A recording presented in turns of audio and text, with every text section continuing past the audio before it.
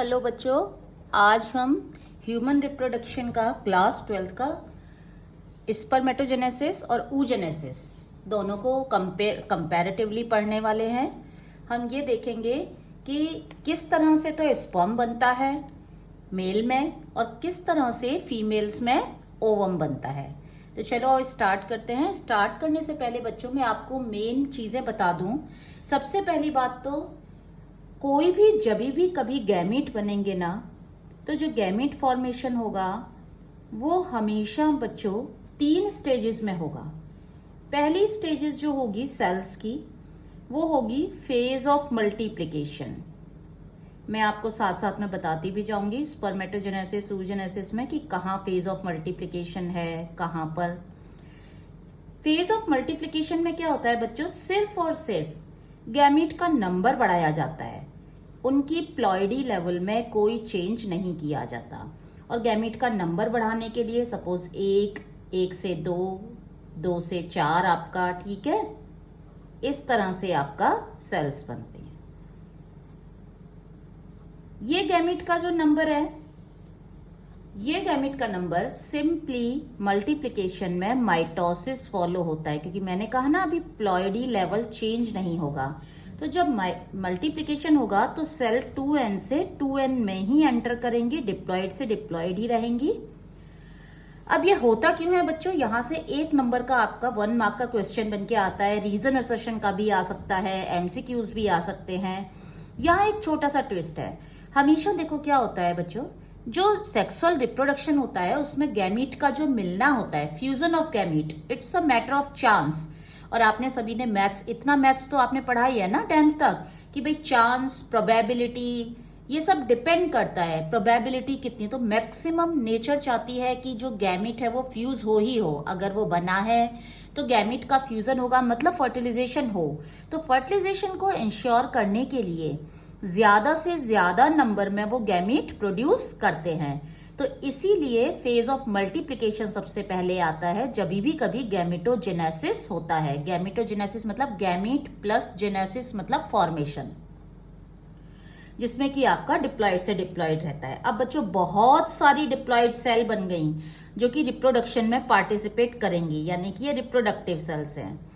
अब ये reproductive cells जब अपना नंबर सफिशिएंटली बढ़ा चुकी हैं, तो अब ये क्या करेंगी, बिकॉज इनको आगे बहुत काम करना है, इनको तो अभी मेयोसिस भी फॉलो करना है। और आपको पता है ना कि मेयोसिस होने में प्लॉइडी लेवल चेंज होगा, डिप्लॉइड से हैप्लॉइड आएगा, प्लस साथ में मेयोसिस जो होता है उसमें 2 बार डिवीजन होता है। मतलब आपका माइटोसिस डिवीजन एक ही बार होता है। तो आप समझ लीजिए कि माइटोसिस डिवीजन 2 बार हो रहा है, यानी कि एनर्जी ज्यादा वेस्ट होने वाली है। तो अब ये क्या करेंगी, ये खा पी के मोटी होंगी, ठीक है, क्योंकि इनकी अब ग्रोथ की फेज चल रही है। अब ये ग्रोथ फेज में एंटर कर जाती है। ग्रोथ फेज में भी एंटर करके कुछ नहीं होगा, इनमें न्यूट्रिएंट रिच हो जाएंगी, साइटोप्लाज्म कंटेंट बढ़ जाएगा, रहेंगी ये डिप्लॉइड से डिप्लॉइड में ही, ठीक है बच्चों। यहाँ भी कोई प्लॉइडी लेवल में चेंज नहीं होगा, यहाँ सिर्फ वो अपने आप को डिवीजन करने के लिए, सो दैट कि वो मेयोसिस कर सकें, गैमीट बनाने वाली सेल्स, वो अपने आप को प्रिपेयर कर रही हैं। जैसे ऐसे होता है ना कि आपको एग्जाम की तैयारी करनी होती है, या आपको रेस में दौड़ना होता है, या आपका स्पोर्ट्स डे होता है, तो आप पहले तैयारी करते हैं कि नहीं करते, और डाइट भी अच्छी लेना चालू कर देते हैं। तो बिल्कुल ऐसा ही प्रोसेस समझ सकते हैं आप। थर्ड बच्चों, जब वो अच्छी तरह से ग्रो कर चुकी है, उनका size, ample amount of size, उनमें एम्पल अमाउंट ऑफ न्यूट्रिएंट आ गया है, साइज भी उनका बढ़ गया है, वो अच्छे से ग्रोथ कर चुकी हैं, अब वो एंटर करेंगी मेयोसिस की फेज में, मतलब वो डिवीजन के लिए रेडी हैं और वो डिवीजन फेज में एंटर कर जाएंगी। और इस डिवीजन फेज को हम कहेंगे बच्चों फेज ऑफ मैच्योरेशन, यानी कि अब वो मैच्योर हो रही हैं, यानी कि अब वो मेयोसिस करेंगी। और ये ही वो फेज है बच्चों मेयोसिस, जहां पे कि प्लॉइडी लेवल चेंज हो जाएगा, वो डिप्लॉइड से हैप्लॉइड में कन्वर्ट हो जाएंगी। तो चलो स्टार्ट करते हैं। अब हम स्पर्मेटोजेनेसिस और oogenesis दोनों को सेम इसी तरह से देखने वाले हैं इन 3 फेजेस के अंदर। तो स्टार्टिंग वही, सबसे पहले अगर हम स्पर्मेटोजेनेसिस की बात करें या oogenesis की बात करें, तो सबसे पहले तो phase of multiplication he follow की जाएगी ना। तो यहाँ पे देखिए, ये जो पिंक कलर से मैंने बनाया है, ये आपका जर्माइनल एपिथेलियल लेयर बनाया, ठीक है। अब जर्माइनल एपिथेलियल, क्योंकि हम स्पर्मेटोजेनेसिस की बात कर रहे हैं, तो ये स्पर्मेटोजेनेसिस जर्माइनल एपिथेलियल लेयर कहाँ पर लेगी, इसका मतलब टेस्टिस, टेस्टिस के अंदर लोब्यूल्स, लोब्यूल्स के अंदर सेमिनिफेरस ट्यूब्यूल्स, और हर सेमिनिफेरस ट्यूब्यूल की जो इंटरनल लाइनिंग है वो जर्माइनल एपिथेलियल लेयर की बनी होती है। तो हम वहां पर आ गए हैं।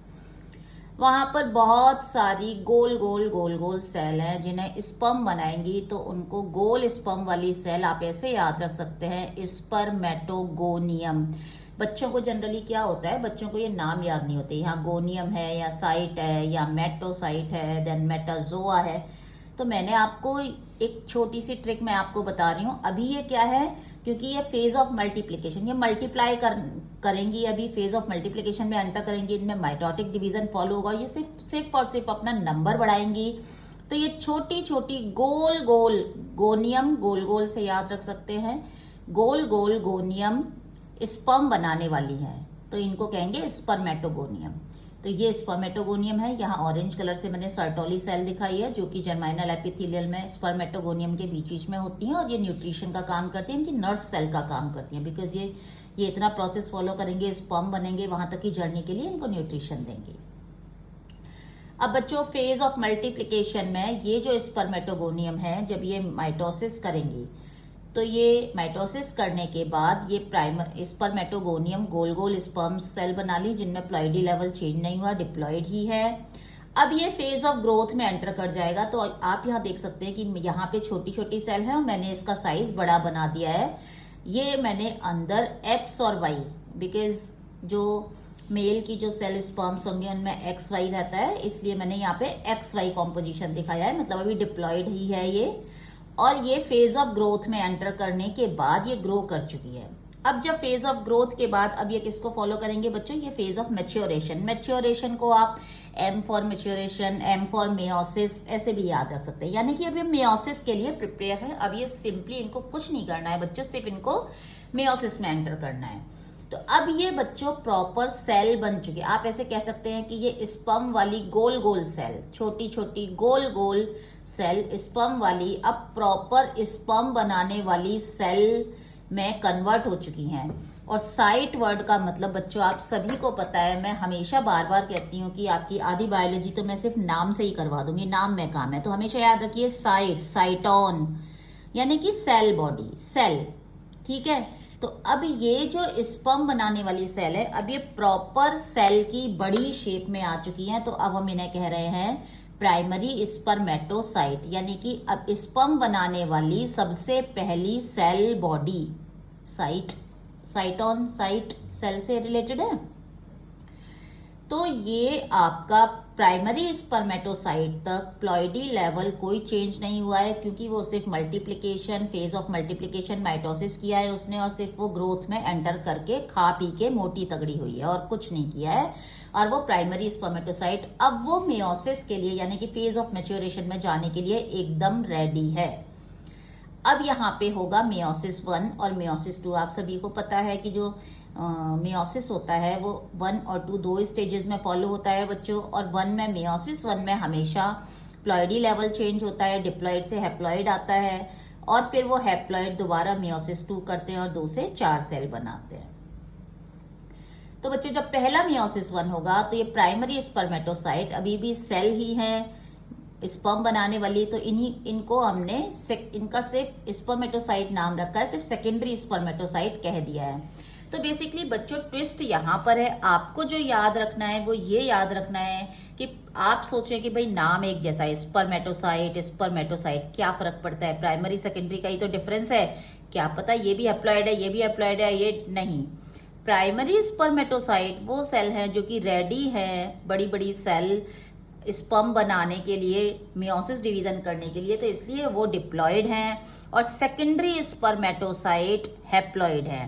तो यहाँ पे सबसे बड़ा चेंज हुआ है, यहाँ पे प्लॉइडी लेवल डिप्लॉइड से हैप्लॉइड हुआ है, ये आपको याद रखना है। ये इसका बच्चों सबसे मेन स्टेप है। मैं फिर से कह रही हूँ, प्राइमरी स्पर्मेटोसाइट से सेकेंडरी स्पर्मेटोसाइट में छलांग लगाने वाला गोल गोल स्पर्मेटोगोनियम का ये सबसे इंपॉर्टेंट स्टेप है।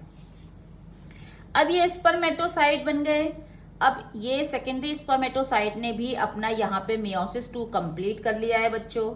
और मियोसिस आपको पता है बच्चों, रिडक्शन डिवीजन होता है। सेल का साइज हमेशा अपनी मदर सेल से थोड़ा सा छोटा ही रहता है। रिडक्शन डिवीजन है, तभी तो कंटेंट रिड्यूस हो जा रहा है ना उसमें। तो बच्चों यहाँ पर आपका रिडक्शन डिवीजन है। तो अब ये छोटी छोटी, अब आप कैसे याद रखें, आप कहेंगे मैडम ये तो स्पर्मेटोगोनियम था, ये साइट था, अब ये स्पर्मेटिड आ गया। तो बच्चों आप ऐसे याद रखिए कि यहाँ मेयोसिस 2 कंप्लीट हो गया है, रिडक्शन डिवीजन है, सेल का साइज छोटा हो गया, न्यूक्लियर कंटेंट भी इनमें आधा हो गया, हैप्लॉइड हो गए। तो अब ये छोटे छोटे सेल टिड्डी जैसे दिखेंगे। टिड्डी हमारे यहाँ बच्चों ग्रास हॉपर को कहते हैं, ठीक है। तो ग्रास हॉपर, टिड्डी बहुत छोटी होती है ना, हमारे यहाँ कहते हैं कि टिड्डी मतलब साइज छोटा। तो ये टिड्डी जैसे छोटे छोटे स्पर्म टिड्डी जैसे हैं। तो आप याद रखिए स्पर्मेटिड्स।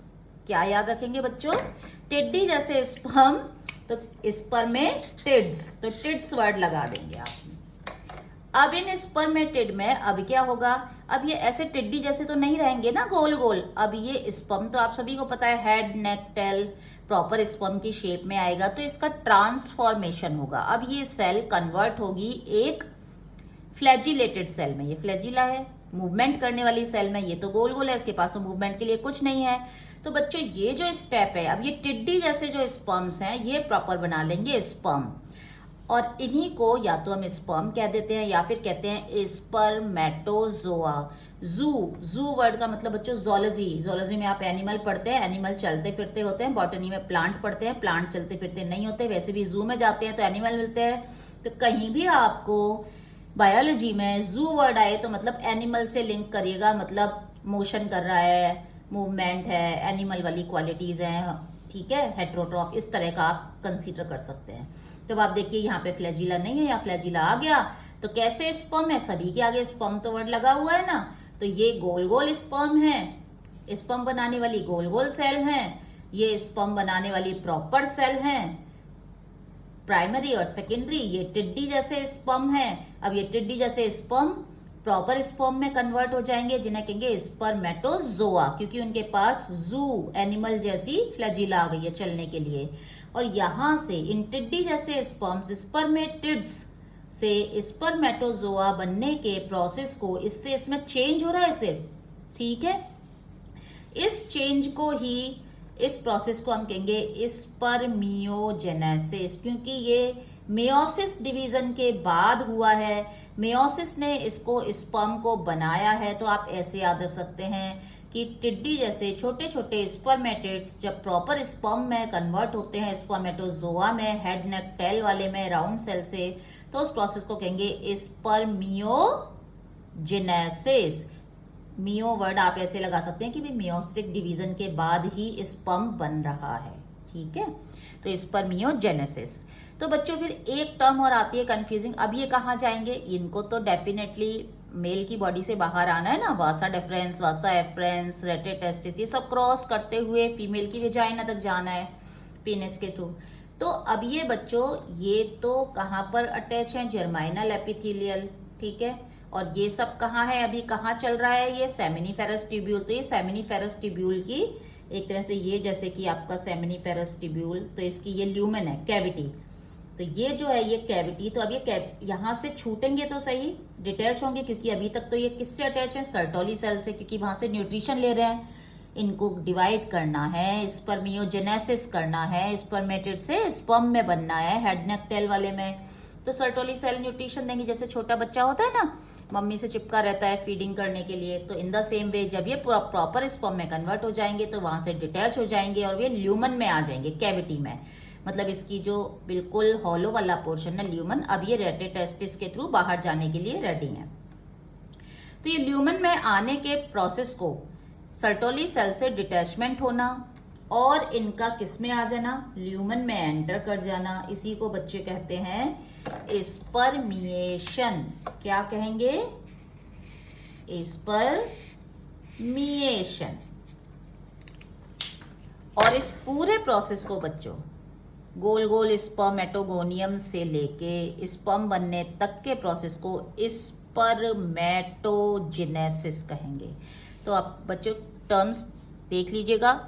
पूरा प्रोसेस स्पर्मेटोजेनेसिस। स्पर्मेटोजेनेसिस में एक प्रोसेस होता है जब स्पर्मेटेड छोटे छोटे गोल गोल टिड्डी जैसी स्पर्म बनाने वाली सेल प्रॉपर स्पर्मेटोजोआ में कन्वर्ट होंगी तो स्पर्मियोजेनेसिस आएगा। यानी कि स्पर्मियोजेनेसिस स्पर्मेटोजेनेसिस का ही एक पार्ट है, जिसमें कि आपका राउंड सेल ट्रांसफॉर्म हो रही है स्पर्म में और फिर वो वहां से डिटैच होंगे, ल्यूमन में आएंगे तो स्पर्मिएशन कहलाएगा। ये आपको होप समझ में आ गया होगा। आइए अब चलते हैं oogenesis की तरफ। तो oogenesis बच्चों बड़ा विचित्र है, क्योंकि यहाँ पे जो कहानी हो रही है ना वो वन गो में हो रही है, एक साथ हो रही है, रुक नहीं रही है कहीं भी। ठीक है, जैसे ही प्यूबर्टी आएगी वैसे ही ये सब स्पर्म बनाने का प्रोसेस होगा। और ये जो स्पर्मेटोगोनियम है, गोल गोल स्पर्म वाली सेल है। अच्छा, मैंने यहाँ पे स्पर्टो लिख दिया है, स्पर्मेटो है ये। Okay, spermatogonium. तो ये जो स्पर्मेटोगोनियम है ये एक साथ ही वन गो में एक बार में कहीं रुकेंगी नहीं और सीधा स्पर्मिएशन तक सीधा स्पर्म बना के ही दम लेंगी। लेकिन बच्चों यहाँ पर फीमेल्स में ऐसा नहीं होता है। फीमेल में ओवेरी के अंदर उसकी जो जर्माइनल एपिथेलियल है, यहाँ जी मैंने पिंक कलर से दिखाई है बच्चों, यहाँ पे ये कुछ जर्माइनल एपिथेलियल में राउंड राउंड उसकी जो सेल हैं, ऊगोनियल सेल क्या कहेंगे बच्चों इनको नाम देंगे ऊगोनियल सेल्स। तो ये ऊगोनियल सेल्स होती हैं। आप ऐसे याद रख सकते हैं, ऊगोनियम, डबल ओ छोटी छोटी राउंड सर्कल आ रहे हैं, ऊगोनियल सेल्स। तो ये ऊगोनियम बनाने वाली। ठीक है, ये भी सबसे पहले वही बच्चों मल्टीप्लिकेशन, ग्रोथ और मैच्योरेशन को फॉलो करेंगी। तो सबसे पहले ये फेज ऑफ ग्रोथ से भी पहले जाएंगी ये फेज ऑफ मल्टीप्लिकेशन में। तो बच्चों जब ये फेज ऑफ मल्टीप्लिकेशन करेंगी तो मल्टीप्लिकेशन का फेज ये कहाँ कर लेंगी, जब बेबी मदर के फीटस अंदर ही होगा, मदर के वॉर्म में होगा। ठीक है, ऐसे होता है ना, फीमेल्स मम्मी लोगों को देखा होगा तैयार होने में सबसे पहले तो तैयार होंगी और सबसे लास्ट तक मम्मी लोगों का तैयार होना नहीं छूटता है ना। तो it's all in there genes. Okay, तो यहाँ पे भी जब भी वो पैदा नहीं हुई है, 3rd मंथ में जब रिप्रोडक्टिव ऑर्गन बन रहे हैं, तभी वो सोचती कि चलो जल्दी जल्दी काम कर लेते हैं, टाइम आने पे सबसे फर्स्ट रहेंगे। लेकिन फिर भी आप देखना अभी जाते जाते फर्स्ट नहीं होना फिर भी। तो ये यहाँ पे छोटी छोटी सेल्स फेज ऑफ मल्टीप्लिकेशन करती हैं और माइटोटिक डिवीजन करती हैं। और ये जो उगोनियल सेल्स हैं ये अपना नंबर बढ़ाती हैं बच्चों। ठीक है बच्चों, अब ये उगोनियल सेल नंबर बढ़ाती हैं, नंबर बढ़ाने के बाद फेज ऑफ ग्रोथ, ये ग्रोथ भी कर लेती हैं, ये अपना साइज भी बढ़ा लेती हैं बच्चों। ठीक है, फेज ऑफ ग्रोथ यानी कि डिप्लॉयड से डिप्लॉयड में ही है। फिर भी इनको लगता है कि अरे अभी तो बहुत टाइम है, अभी तो मैं बहुत कुछ कर सकती हूँ। तो ये क्या करती हैं बच्चों, ये phase of maturation 3rd phase में एंटर कर जाती हैं। और अभी बेबी बॉर्न नहीं हुआ है, फीमेल अभी बॉर्न नहीं हुई है, वो अभी मदर के वॉर्म में ही है। ठीक है, और वो मदर के वॉर्म में ही वो मियोसिस डिवीजन, मैच्योरेशन में तो मियोसिस 1 मियोसिस 2 ही होंगे ना, तो वो मियोसिस 1 को फॉलो करने लग जाती है। तो ये मैंने बताया है बिफोर बर्थ, यहाँ आप देख सकते हैं। तो ये मियोसिस 1 हो रहा है। अच्छा, मियोसिस 1 मियोसिस 2 दो स्टेजेस में फॉलो होगा। मियोसिस 1 में भी प्रोफेज, मेटाफेज, एनाफेज, टीलोफेज ये सब होंगी। फिर साइटोकाइनेसिस होगा, ये तो कैरियोकाइनेसिस की स्टेजेस है ना, न्यूक्लियस डिवाइड हो रहा है, देन फिर साइटोप्लाज्म बनके 2 सेल बनेंगी। लेकिन क्या होता है बच्चों, जल्दी जल्दी में ये कर तो लेती हैं मियोसिस में एंटर, लेकिन इतनी एनर्जी ही नहीं है, अभी तो बेबी बॉर्न भी नहीं हुआ, फीटस है, मदर से ही तो एनर्जी ले रहा है, तो इतनी एनर्जी होती नहीं है, जल्दी जल्दी में ये बढ़ तो जाती है मियोसिस की तरफ। तो ये मियोसिस 1 की सबसे पहली सीढ़ी प्रोफेज 1 में एंटर करते ही बस जवाब दे जाती हैं, थक जाती हैं, फिर नहीं होता इनसे कुछ। तो यानी कि ये प्रोफेज 1 में ही आके रह जाती हैं और ये उसे भी पूरा ऑलमोस्ट नहीं कर पाती, क्योंकि प्रोफेज 1 इतनी आसान नहीं है ना बच्चों। प्रोफेज 1 में ही तो सब कुछ होता है, leptotene, zygotene, diakinesis, crossing over, याद है ना आपको। बस तो ये प्रोफेज 1 में एंटर करके चुपचाप बैठ जाती है। अब इनके बस का नहीं है, सारी एनर्जी खर्च हो चुकी है। अब ये बेबी बॉर्न होता है 9 मंथ बाद। 9 मंथ के बाद अब ये प्रोफेज 1 में बिकॉज एंटर कर चुकी है, लेकिन इनका प्लॉइडी लेवल तो नहीं बदलेगा ना बच्चों। प्लॉइडी लेवल हैप्लॉइड सिचुएशन कब आएगी, डिप्लॉइड से हैप्लॉइड सिचुएशन तो बच्चों जब मियोसिस 1 कंप्लीट हो जाएगा तभी तो आएगी, सही है कि नहीं। तो ये तो प्लॉइडी लेवल तो नहीं रहा, ये तो अभी XX, ये तो डिप्लॉइड ही रही। तो इनको प्राइमरी oocyte का नाम दे देते हैं। इनको क्या कहते हैं, प्राइमरी oocyte। तो यानी कि जब बेबी बॉर्न होती है फीमेल तो उसके पास 60K से 80K तक के प्राइमरी oocyte ऑलरेडी उसके ओवरी में वो लेके पैदा होती है। इसीलिए फीमेल्स में एक टाइम के बाद ओवम बनना बंद हो जाता है, क्योंकि ये प्रोसेस तो मदर के वॉर्म में ही हो सकता है ना। अब वो दोबारा बड़ी होके मदर के वॉर्म में जाके तो ये प्रोसेस, अब ये सेल में कैपेबिलिटी नहीं है ना कि ये सब कर लें। तो अच्छा, अब मैं एक चीज बताती हूँ बच्चों आपको याद रखने के लिए। देखो यहाँ भी देखो, प्राइमरी oocyte, प्राइमरी वर्ड आ रहा है और साइट वर्ड यहाँ भी आ रहा है। एग बनाने वाली, oogoनियम बनाने वाली साइट मतलब सेल, प्राइमरी लेवल की सेल डिप्लॉयड है। यहाँ भी आप देखिए, स्पर्म बनाने वाली प्राइमरी लेवल की साइट मतलब सेल, प्राइमरी स्पर्मेटोसाइट, ये भी आपकी कैसी है बच्चों, diploid.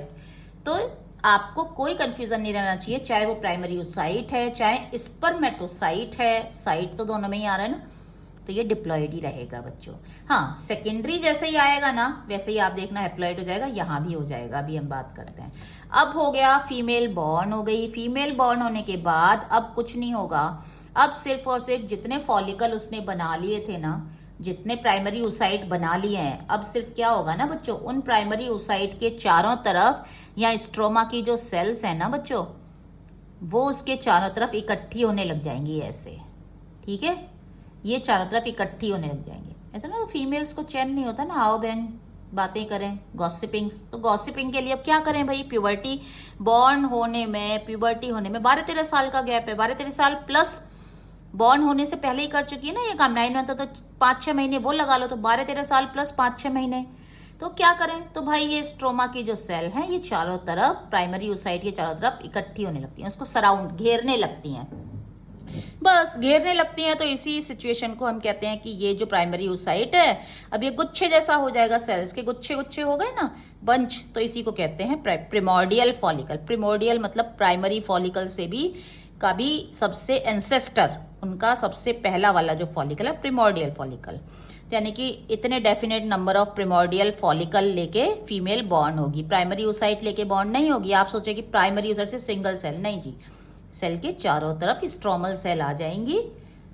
Got it. Zona granulosa, ये सब जो आपको बताया था वो सब तो प्रिमोर्डियल फॉलिकल। अब प्यूबर्टी तक यही रहेगा, कुछ नहीं होगा। जिन भी बच्चों को यहाँ पे दिक्कत आ रही है, puberty then mature Graafian follicle अभी हम पढ़ेंगे, वो सब मेरा एक मैच्योर ग्राफियन फॉलिकल वाला एक लेक्चर है, आप उस पर जाइए, उसको देखिए, ज़रूरत पड़े तो उसे सेव कर लीजिए, उसको देखिए, आपके सारे डाउट क्लियर हो जाएंगे। ये प्रिमोर्डियल फॉलिकल बच्चों, अब जब प्यूबर्टी आएगी तो ब्रेन से FSH और LH रिलीज होंगे। जिनको FSH और LH का भी कंफ्यूजन हो रहा है वो मेंस्ट्रुअल साइकिल वाला आप देखिएगा, मैंने मेंस्ट्रुअल साइकिल में बहुत अच्छे से एक्सप्लेन किया हुआ है इनका रोल। तो ये FSH और LH के प्रभाव से क्या होगा बच्चों, प्यूबर्टी आएगी। प्यूबर्टी आएगी तो फॉलिकल स्टिमुलेटिंग हार्मोन क्या ग्रो कराएगा, फॉलिकल ग्रो कराएगा। मतलब बच्चों क्या होगा कि ये जो प्रिमोर्डियल फॉलिकल है ना, इस पे और ज्यादा स्ट्रोमा की सेल इकट्ठी होने लगेंगी और वो मैच्योर फॉलिकल में कन्वर्ट होने लगेगा, मैच्योर ग्राफियन फॉलिकल में कन्वर्ट होगा। और जब बच्चों वो मैच्योर ग्राफियन फॉलिकल में कन्वर्ट होगा ना, तो प्रिमोर्डियल फॉलिकल से primary oocyte, primary follicle, secondary follicle, tertiary follicle, हर एक की अपनी अपनी खासियत है, आप जाके देख लेना वीडियो में। तो बच्चों वहीं पर ही तब, यानी कि प्यूबर्टी के बाद, प्यूबर्टी आने से फ्रेश रिलीज ऑफ हार्मोन होगा, उसके प्रभाव से ये जो आधा अधूरा मियोसिस 1 में एंटर तो कर गई थी जल्दी जल्दी में, लेकिन प्रोफेज भी कंप्लीट नहीं कर पाई। प्रोफेज 1 में ही आके ये अरेस्ट हो गई, उसकी एनर्जी खत्म हो गई। ये उस मियोसिस 1 को कंप्लीट करता है, कब करता है, प्यूबर्टी आने के बाद, यानी कि बर्थ से प्यूबर्टी तक कुछ नहीं होता है, ठीक है। तो अब प्यूबर्टी के बाद ही यानी कि आपका प्राइमरी oocyte से सेकेंडरी oocyte बनेगा। अब ये सेकेंडरी oocyte भी इतना सारा इसको काम करना है, बहुत कॉम्प्लिकेटेड प्रोसेस है। फिर से इसकी आप समझ सकते हैं कि एनर्जी खर्च हो गई और ये सेकेंडरी oocyte भी मियोसिस 1 कंप्लीट कर लिया और मियोसिस 2 में एंटर कर गया बच्चों, एंटर कर गया। लेकिन मियोसिस 2 में एंटर करने के बाद मियोसिस 2 की भी वही स्टेजेस होंगी, prophase, metaphase, prophase 2, metaphase 2, anaphase, telophase 2। लेकिन ये उसकी आधा मतलब मेटाफेज 2 तक ही आ पाया, मियोसिस 2 कंप्लीट नहीं कर पाया। किस में अरेस्ट होके रह गया?